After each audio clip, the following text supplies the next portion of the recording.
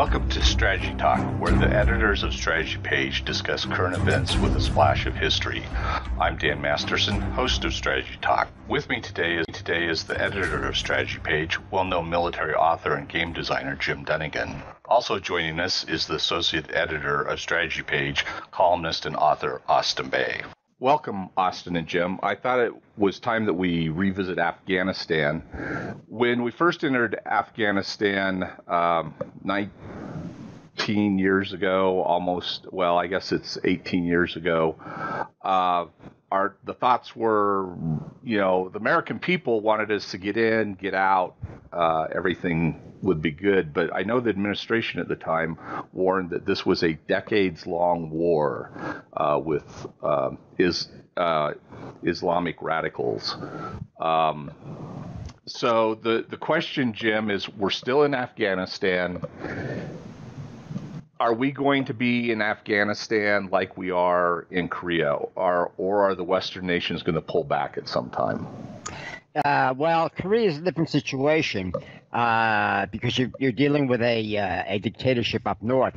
Afghanistan is very different. Afghanistan is only a problem to its neighbors normally, but once during the Russian invasion, I mean, we can also blame it on the Russians. It is all the Russians. They destabilized the nation when they basically radicalized many members of the urban population to believe that communism was the solution to all of Afghanistan's problems. At that point, the problems were the tribes had enormous influence and power. The ethnic differences, the Pashtuns were the largest minority, 40%. They dominated the government. They had an informal agreement for 2 centuries where it was a kingdom, and the king was a Pashtun, but his main job was to deal with the foreigners, keep them out. And that basically worked for a long time. But the communists said, no, we want to bring, blah, blah, blah. And there was a coup, which the Russians helped, arrange and back, and it failed. The tribes rose up, and that was the start of the war. The Russians said, oh, no problem, we'll put this out. It was like Chernobyl, in a sense. And they went in there and they basically, threw, water on a grease fire. They eventually gave up, literally. Now, another myth about the Afghanistan war. The United States was not the one that was backing the rebels. The rebels were financed and basically backed, given bases and other support by Saudi Arabia with the money and Pakistan with the bases. This gave Pakistan an idea that, hey, maybe we can use this Islamic terrorism to gain greater control over Afghanistan and Pakistan. Because at that point, even then, Pakistan, half the time since it was created in the late 1940s, was run by a military coup. They took over because of the corruption, et cetera, et cetera. That was a mess that we had nothing to do with. We basically did get out. What little we had in there, we were basically supplying intel, some specialist weapons like the Stinger anti-aircraft missiles, and that was it. It was basically the Saudis who turned it into a holy war, a jihad, and the Pakistanis went along with it. So we were gone by the time the Pakistanis created the Taliban and a few years after the Soviet Union collapsed, and the Russian government, the communist government, or basically the Russian-backed government that had been left behind, still had a lot of control because they were getting military and some financial support from Russia. That disappeared in 91. By 92, 93, there is no more government. And the rebel factions, which did not include the Taliban, were fighting over who should control Kabul. Now, the United States had nothing to do with that. The Saudis, meanwhile, were still basically building mosques and religious schools, which trained the students in an extreme form of Islam, which was somewhat alien to Pakistan and Afghanistan. The Pakistanis decided, well, hey, we can basically put our own faction in this civil war by taking these religious students, who a lot of them are now teenagers, or a lot were teenagers, young men, and arming them and giving them all sorts of logistical support and sending them in. that worked, sort of. After a few years, the Taliban were basically controlled the most territory, but they never controlled the entire country. But what they did do to keep in business, as it were, is they needed cash, and the Pakistanis had pushed the drug business, the cultivation of opium, out of Pakistan into Afghanistan, actually during the 80s, and feeling that, hey, they'll produce drugs, they'll make some money, they'll corrupt the Russian troops, et cetera, et cetera. And that was fine with Pakistan because they were basically done with it. And the Taliban realized, all right, you guys pay us a lot of money and we'll basically protect you. That's an arrangement that has never changed, since the late 1990s, just the amount. The Americans were not so much concerned about the heroin in 2001, but about the terrorism. Al Qaeda had set up headquarters and training bases in Afghanistan. The Taliban insisted they weren't there. Lie, lie, lie. That's what you do. It says so in the Quran. It's admired. It's basically you're encouraged to lie to the kuffars, the non-Muslims, when they're on your case.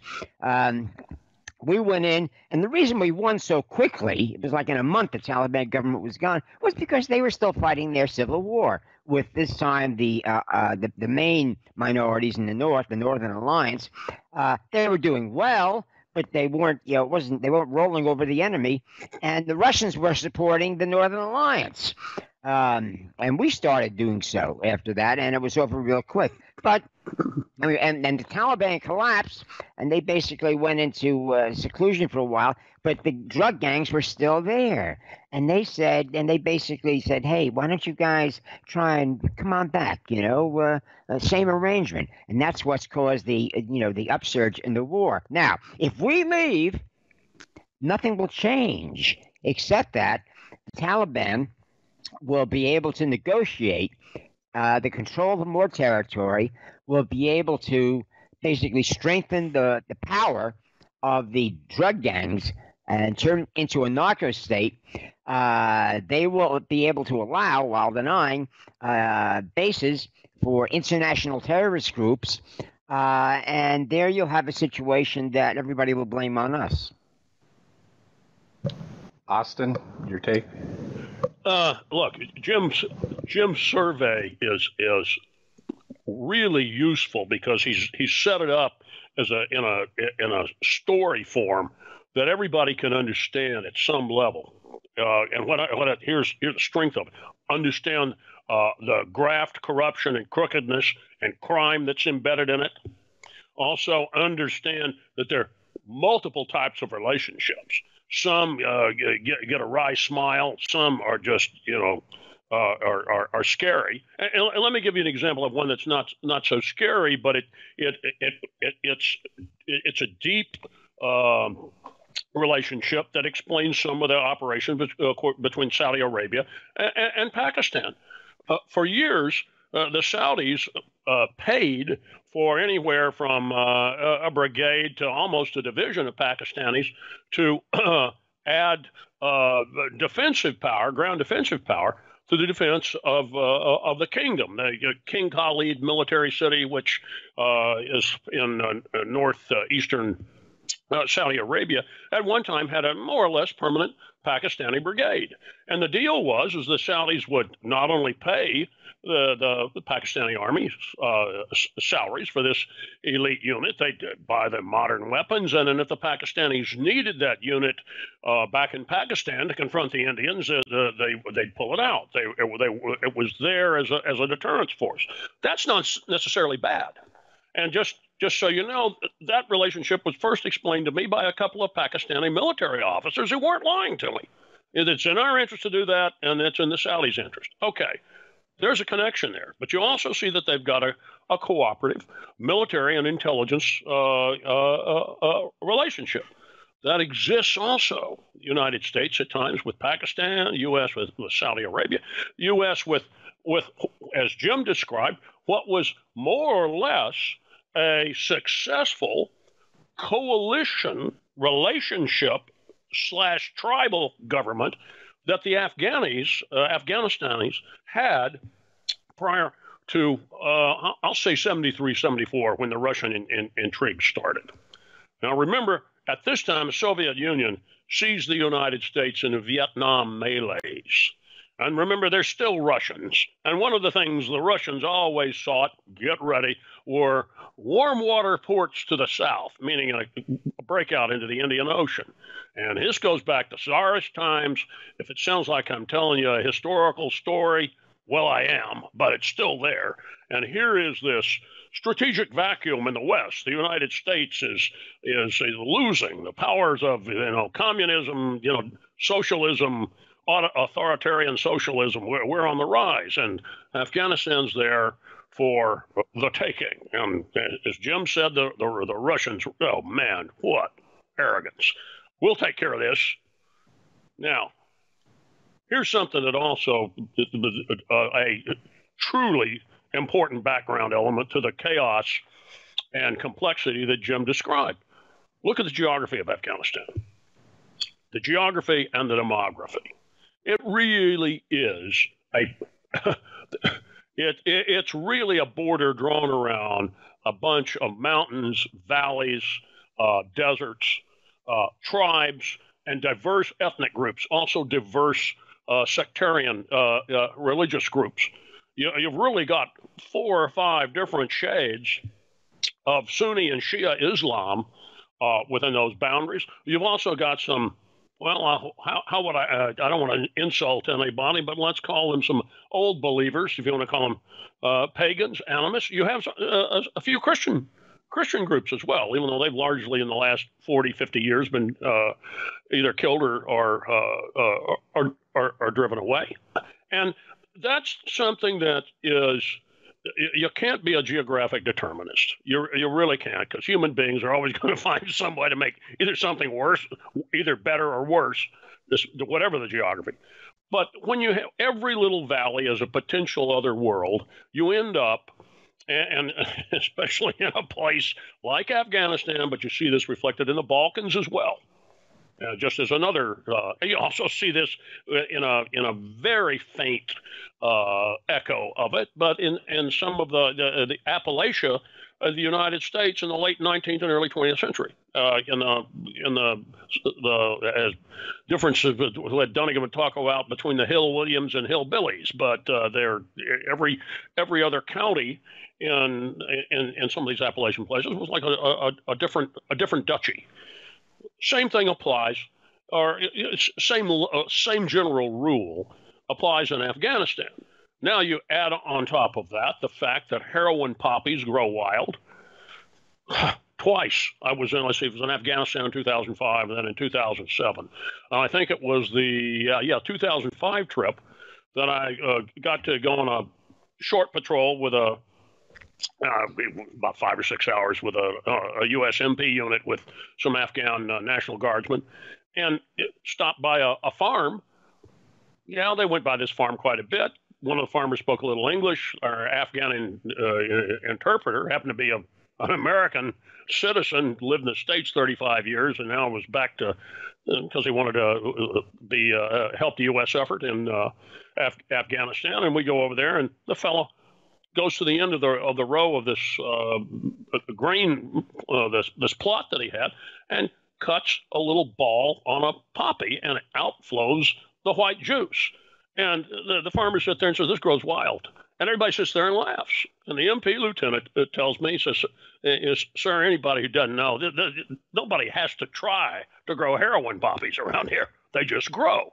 Okay, and we know that there's an insidious market for narcotics, opioids, and the like. And poor people, somebody's going to pay us for something that we don't even really have to cultivate. There it is. So you've got a mess here. Now, the threat to the United States, and this comes back to the question is, let's get in, let's get out. You had a lot of people, and Dan, you brought this up early on, good point, 2001, let's get in and let's get out. And I wrote a piece saying, yeah, we can raid. And it's a rating psychology. You go in and or rating strategy, operational rating strategy, and you strike when you can just pinpoint them. Al Qaeda bases, Al Qaeda personnel. We still do that with using drone strikes and the like.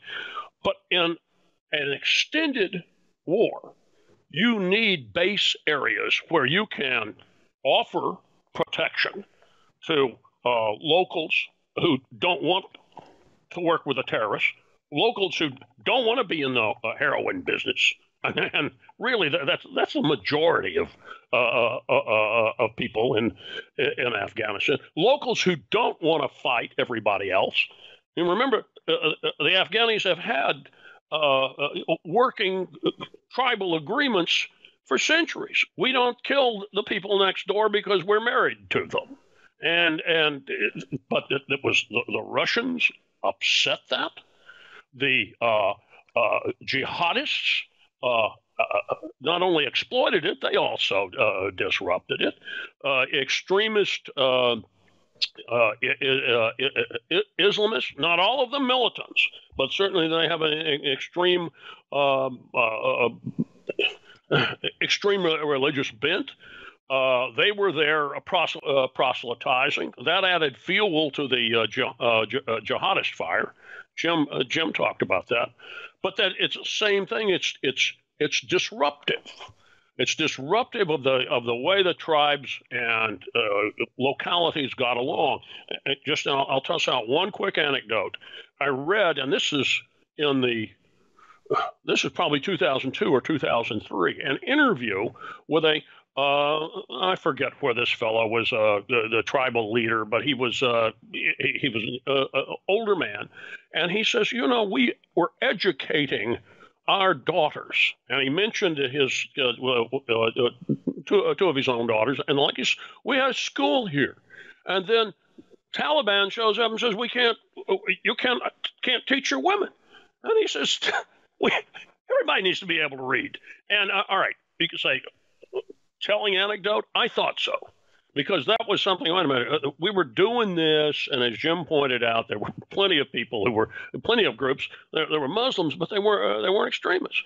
And they come in, and the Taliban said, "No, women have to hide their faces, and they can't read." And it was culturally and socially disruptive. Alienating, and what tends to happen too is have this described by special forces officers who work with these groups is they don't trust anybody. They end up going into almost like a little self-protective. We're going to live in this valley. Anybody who comes in, we're going to shoot at. We don't care whether they're Americans. We don't care whether they're Taliban or whatever. We're totally suspicious because everybody wants to come in and take advantage of us.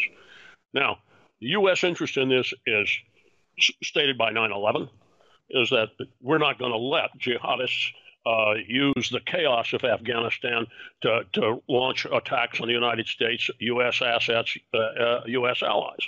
That means we're going to have some sort of presence. We know intelligence isn't perfect. We know we're not going to be able to find everybody. And in order to get better intelligence, you have to have relationships with people who live there. Oh, no. We're back to something called long-term guard duty.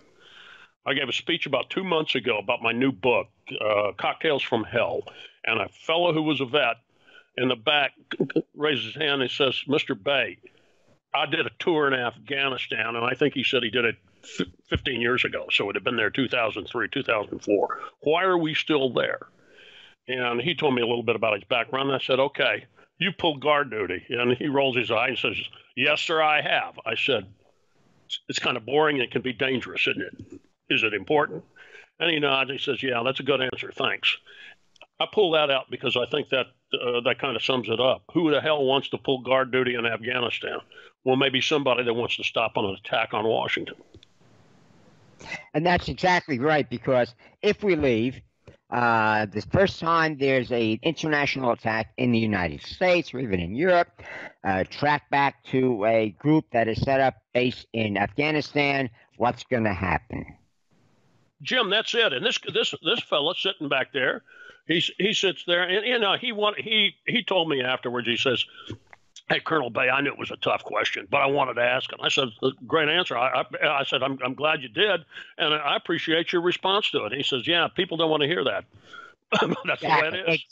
Exactly. But they don't want to hear that there's another terrorist group planning and carrying out attacks on the United States or the West from Afghanistan, because that's exactly what's going to happen. The big problem with the negotiations now is for the Taliban to get us to leave without any assurances, any way to basically assure that the Taliban will keep the word. The other thing you got to be concerned about is the Taliban never conquered the entire country. They have less support now than they did, in the 1990s. So there's going to be another civil war. And where do you normally find Islamic terrorist groups setting up bases? In the middle of civil wars. So one way or another, we're screwed. Either guard duty or, the basically less desirable alternative. Nobody wants to talk about it until it happens. Yeah, it'd just be Syria all over again. Exactly. Deja vu all over again. Right. Yeah. I'm sorry, that's an evil laugh, but yeah. It's a laugh of disgust is what it is. And if another attack happened out of Afghanistan, it would be viewed as letting Pearl Harbor happen twice. Yeah, putting the Japanese leaving Japanese with their armed forces after World War II. Jim, why is the United States and some of the other Western nations negotiating with the Taliban? Is there it's basically the United States, because it's a maneuvering thing. Nobody's under any obligation. It's basically drawing out the Taliban, making them look bad. Each side is trying to make the other side look bad without risking anything. For example, we agreed not to allow the government of Afghanistan to participate in the talks. They can observe, but they can't participate until some interim agreements are made. And, that's not happening. So it's all theater. Basically, that's it. It's theater. The art of the deal, so to speak.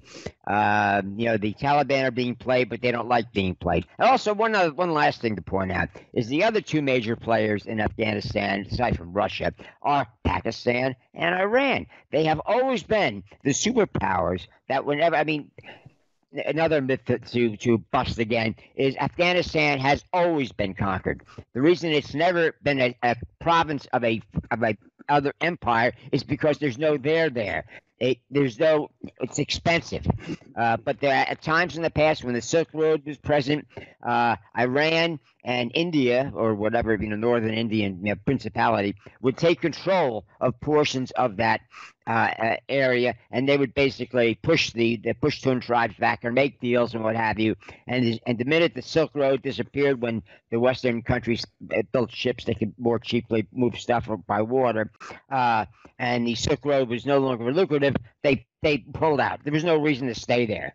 There's never any reason to stay there. It's in the middle of nowhere. It's the essence of the middle of no and where, and that the Afghans can make something out of that, but nobody else can. Except now you have drug gangs, and it's not the terrorists you have to worry about. It's the drug gangs, a narco state. So leaving will not solve the problem. It'll simply let it get a little more malignant. As Austin points out, that's not the answer people want to hear, but that's the way it is. Austin, any parting comments? Yeah. I want to add some positive thought on this. Afghanistan does have some natural resources that have global utility. It's got a lot of rare earths that are known. I mean, there were surveys from the 1950s. You can go back and see that, not just the U.S., Europe, but surveys of Afghan natural resources. So it would be they have something to sell. They would be they'd have money if they had peace. But you got to come back. Well, wait a minute, peace, and there's all these disruptive forces. And Jim just came back to the narcos. There's a big disruptive force, and one that preys upon social and criminal defects, in the developed world. So Afghanistan's not, as Jim said, it's never been conquered, but it's never conquered itself. It's an unfortunate kaleidoscope that can't cohere, but it's not that hasn't cohered and isn't going to cohere. But it's also not hopeless. That's why it comes back. The best operation and strategical choice is some sort of guard duty, and you just accept the fact that the violence is not going to totally disappear, and that there's always going to be some bad actor challenging you. Well, we'll leave it there, and we'll talk to you gentlemen next time. Bye, Take care. guys. Bye. Bye.